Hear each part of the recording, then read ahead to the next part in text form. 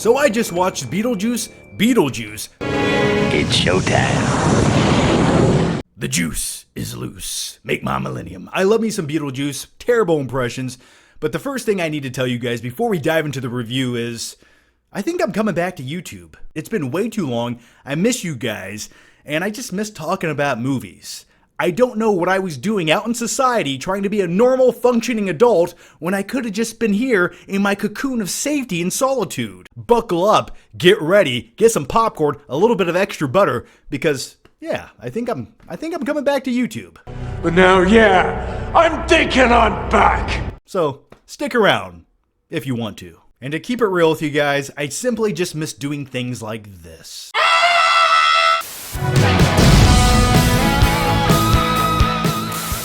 The sequel to the original 1988 Beetlejuice has been in pre-production purgatory since the 1990s. At one point, the sequel to this film was supposed to take place in Hawaii. And now, 36 years later, we once again see Michael Keaton don the striped suit, put on the wacky green hair, and return once again as Beetlejuice. And was it worth the wait? Was the juice worth the squeeze?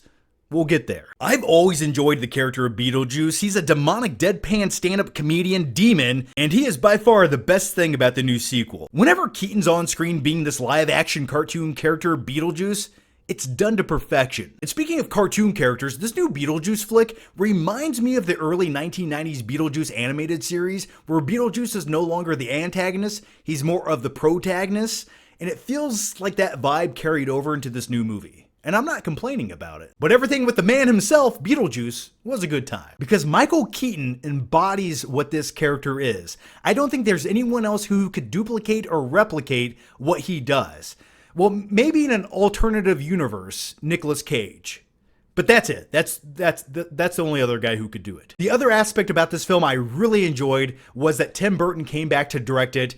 And I feel like with Tim Burton, you get all those Tim Burton-esque elements, visually speaking. And also, you get the typical Tim Burton German expressionalism with bright and bold colors to give it that contrast only he can. But I love all that stuff. The film goes out of its way to use practical effects at times. It also uses stop-motion animation for the sandworms and miniatures, much like the original movie did. If you know anything about me, or if you're new to this channel, it's little elements like that that truly make me appreciate the craftsmanship that goes into filmmaking, because we don't have enough of it in modern day cinema. So 2 thumbs up to that. This movie has 5 or 6 subplots swirling around, and it really only needed 2 or 3 of them. The great thing about the original Beetlejuice from 1988 was the simplicity of the movie. It's compelling, it works. Because the first half of this film is dedicated to setting up all of these subplots that simply don't matter by the end of the film. Or at least for me, they didn't. I didn't care. I didn't care.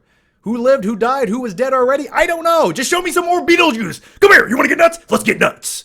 That's not even Beetlejuice. I'm doing Batman quotes. The opening of this film sets up the antagonist, Dolores, who gave me a Sally vibe from Nightmare Before Christmas, mixed with Morticia from the Addams Family. And at first I thought, okay, if this character is simply a vessel to give me more backstory on the Juice himself, I can live with that. But by the end of the film, you realize it was sort of a waste of time and it didn't really amount to much.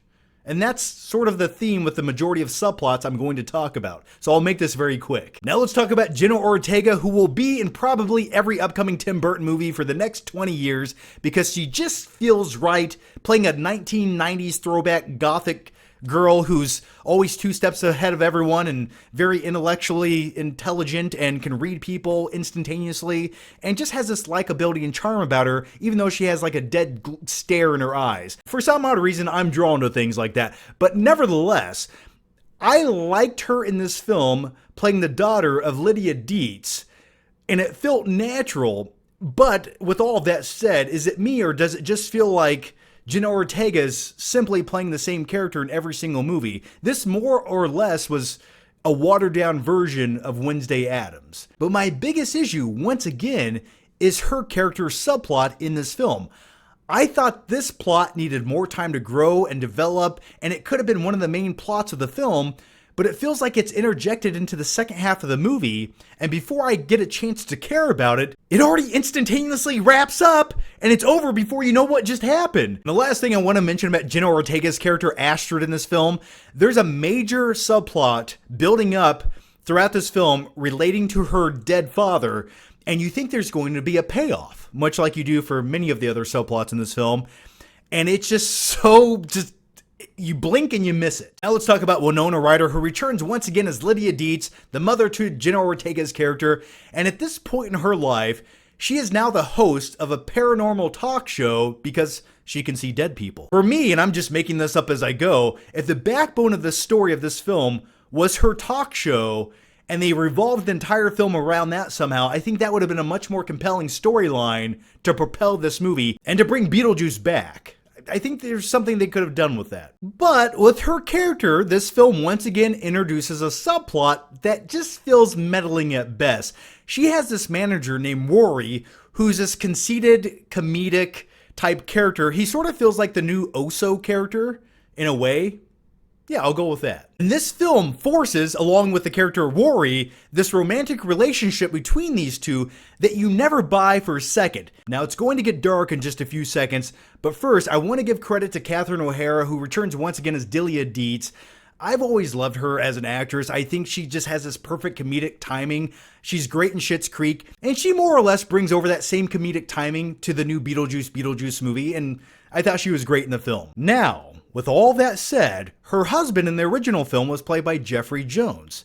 He is an actor who is no longer allowed to act in Hollywood, and there's a great reason for that, and if you Google it, he's on a registry list somewhere, and it's not a wedding registry list, it's a bad registry list. But with all that said, his character does make an appearance in this film, or at least half of his character does at times, but I was actually taken back how many times they show his face in this film. I just figured that the climate of Hollywood at this point would never allow for such a thing. And once again, if you Google Jeffrey Jones, you'll know exactly what I'm talking about. Yeah. Now, here are my final flicking thoughts on Beetlejuice. Last impression, I promise. The biggest praise I can give Beetlejuice is, and I'll say it one more time because I'm not afraid of anything. Yes, I am. But the biggest praise I can give this film is, it was nice to see all these characters return once again in a mildly entertaining, somewhat competent sequel to the original 1980s cult classic, Beetlejuice. It delivers on the promise of a Beetlejuice film. You get Michael Keaton donning the striped suit with the wacky green hair and his eyes bugging out of his head, saying quippy one-liners that I quite enjoy. The original is a classic. Will this new installment be a classic? For me, I don't think so. Will I eventually watch it again one rainy day in October years down the road if it's on Netflix and I have nothing better to do and I have some frozen pizza and some stale popcorn? Yeah, probably. By the way, just on a side note, a C+ is a positive grade. It's my lowest positive grade, so there's that. And once again, had this film simplified some of its subplots and just went back to basics and gave you some Beetlejuice and a few subplots along the way that made sense and had a payoff, I think you would have had a great film. Unfortunately, they just try to interject too much, too soon, and really, it just kind of felt underwhelming along the way. Now, because we need to boost that YouTube algorithm, or else we can never get ahead in life, leave your thoughts, your opinions down below. What did you think about Beetlejuice? Give the video a like, leave a comment, a thumbs up, do a backflip, I don't know. As always, guys, thanks for watching, and like I said earlier in this video, I think it's time to return once again. It's been way too long, so I hope to see you guys a lot more in the future, and Beetlejuice.